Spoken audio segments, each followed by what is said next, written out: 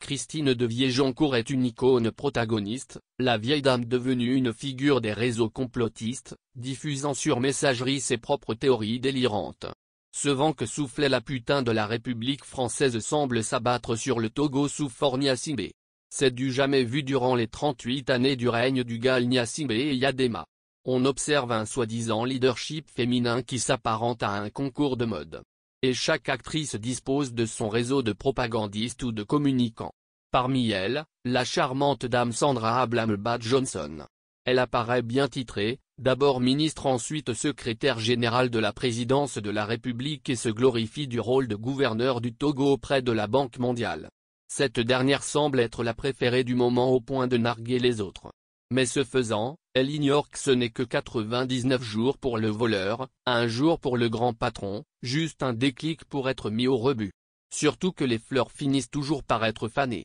Et le revers de la médaille ne tardera pas quand on utilise la position dominante pour brimer les autres.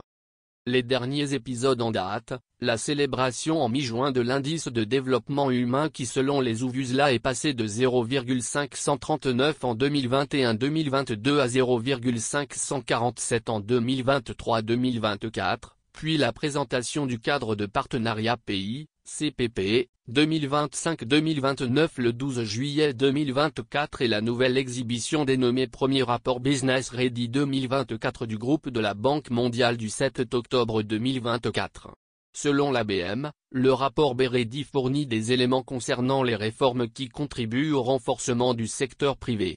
Et au même moment, le taux de pauvreté qui était à plus de 58% est estimé à 42,4% en 2023 et espère-t-on qu'il chute pour atteindre 36,1% en 2026, Banque mondiale, 2024.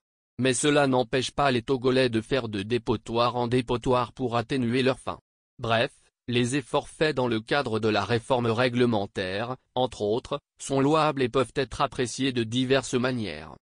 Dame Ablamebad-Johnson dont l'étoile brille très forte en ces moments est d'abord nantie d'un diplôme d'études supérieures spécialisées, DESS, à la faculté des sciences économiques et de gestion à l'université de Lomé, en 2022 a soutenu une thèse doctorale à l'université de Lomé, PhD.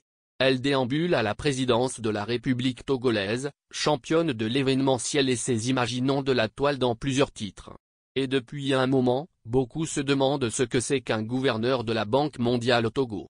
A priori, rien d'extraordinaire puisqu'il ne s'agit que du représentant du pays tiers, Togo, au conseil d'administration de l'ABM. Ce rôle n'est pas nouveau ni spécifique au Togo car, d'autres pays membres du groupe de l'ABM en disposent. Mais ce rôle est souvent réservé au ministre de l'économie et des finances ou à celui de la planification. Ce qui de facto revenait à M. Sani Yaya dans le gouvernement précédent. Toutefois, c'est à la discrétion du président de la République de désigner son préféré. La preuve est que bien avant c'était le ministre Kossi Asimaïdou qui jouait discrètement ce rôle avant l'effondrement du ministère de la Planification et plus loin, c'était la personne de Kwasi Kloutsé, ancien Premier ministre et maître du ministère de la Planification et du Plan. Et pourtant dans le film Star Wars, Chewbacca disait que les grands pouvoirs viennent avec de grandes responsabilités. Mais c'est le contraire au Togo avec des pouvoirs confisqués pour s'offrir des privilèges indécents. La nouvelle posture de Sandra Ablamebad-Johnson mérite d'attirer l'attention sur un phénomène qui est susceptible de donner des suites préjudiciables à l'harmonie gouvernementale et à la sérénité dans le fonctionnement de l'exécutif. La bonne dame répond aux fonctions de secrétaire générale de la présidence de la République. Ce n'est pas elle qui inaugure ce poste, et le Togo en a connu un grand nombre, du père au fils, qui avaient excellé plutôt sans tambour ni trompette. Si elle est aussi gouverneure de l'ABM pour le Togo et là encore, ce n'est qu'une représentation figurative. Mais qu'elle en vienne à damer les pions et supplanter le ministre de l'économie et des finances, et même la première ministre, chef du gouvernement dans la communication gouvernementale, c'est dire qu'il y a péril en la demeure. Sa prépondérance peut donner raison à ses détracteurs et même aux confrères journalistes qui lui prêtent la force de bloquer la nomination des trois membres restants de la Haute Autorité de l'Audiovisuel et de la Communication, HAC, par le président Faure-Gnassingbé, pour compléter les six élus de l'Assemblée nationale pour la prise de fonction effective du nouveau bureau de l'instance de régulation. Les détracteurs pensent que la Marie-Madeleine du gouvernement transitoire de Toméga Dogbe aurait perdu ses candidats aux dernières élections du Conseil national des patrons de presse, CONAP, et aussi ses choix n'auraient pas été pris en compte par le Parlement lors de l'élection de ses 6 membres. Ça fait banalement 10 mois que les confrères Arimi Aochagnao, directeur du journal Nouvelle Opinion, Aimé Ekp, directeur de l'équipe, Sasego Ou, animateur émission à Radio Canal FM, sont contraints au chômage et sans ressources pour des pères de famille. Semble-t-il qu'il y a aussi un grand enjeu de gestion de la caverne d'Ali Baba à ce poste de SG, ce qui peut facilement rendre fou. Alors disposant d'une caisse noire à satiété, la métamorphose est rapide et toutes les occasions sont des opportunités pour dépenser les deniers publics et pour afficher l'opulence, induite, au peuple qui tire le diable par la queue. Les assemblées annuelles du FMI et de la Banque mondiale de cette année 2024 ont eu lieu du 21 au 26 octobre à Washington. Selon la communication officielle, le pays de Fornia Simbe a été représenté par une forte délégation de haut niveau conduite par la ministre, secrétaire générale de la présidence et gouverneur du Togo près la Banque mondiale et le FMI, Dr Sandra Johnson Ablamba. Le ministre de l'économie et des finances Georges Barcola ainsi que des cadres de l'administration publique font partie de cette délégation. Une secrétaire générale du gouvernement dans le rôle du ministre de l'économie et des finances ?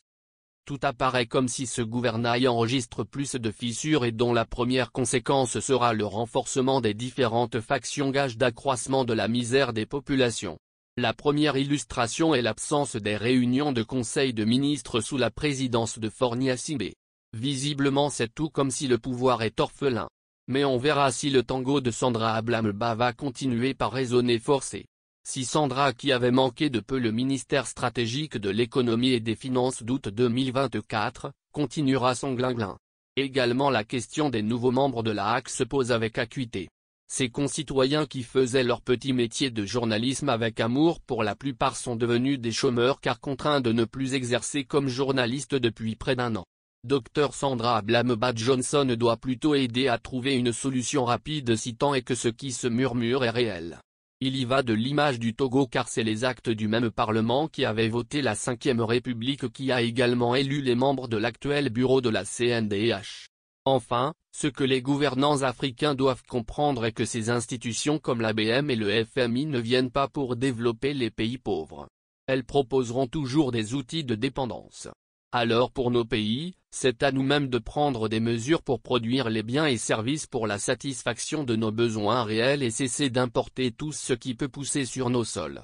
On ne développe pas, on se développe, disait à juste titre le professeur Joseph Kigerbo.